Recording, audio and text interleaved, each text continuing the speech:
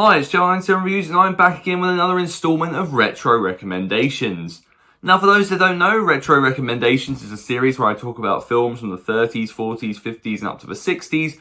These can be iconic, famous films that people will have definitely heard of and have seen, or lesser known, more obscure features that I think people should definitely check out. On today's installment, it's definitely going to be an iconic feature that many probably will have heard of if they're a film fan, or just a fan of comedy in general, or pop culture as a whole. Today, we're going to be talking about Charlie Chaplin's iconic feature, Modern Times.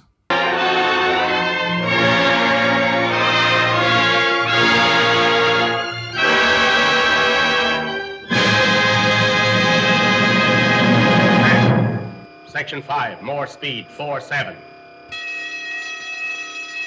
Now, before I start the video, I'd mean a lot if you drop a like on it if you enjoyed it, and maybe hit the subscribe button if you're feeling extra generous. Now, without further ado, let's talk about this extremely influential and immediately recognisable iconic comedy. Modern Times sees a factory production line worker, played by Charlie Chaplin, get thrown out on the street for his manic behaviour. He then meets a young homeless girl, played by Paulette Goddard, who is recently orphaned, and tries to build a home with her.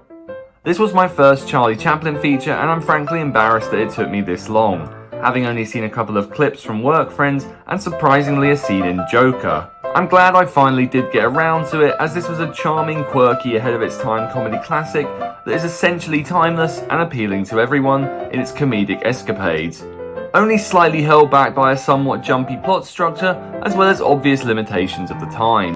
There is no denying that this flies by compared to many of its silent film contemporaries, taking us from the factory worker's hectic monolithic industrial factory job, leading to his nervous breakdown, his return from care into the streets where he accidentally gets arrested, yet grows to love the organised, institutionalised routine and security of jail, before meeting the woman who opens his eyes to the freedom of their situation as they desperately and sometimes rebelliously seek food, shelter and work. The themes of class distinction and workers' rights are on full display, as well as the freedom of dance and art, and appreciating the little things in life. The comedy is righteously clever and creative throughout, from the factory worker testing out the bonkers lunchtime feeding machine designed to eliminate the traditional lunch hour,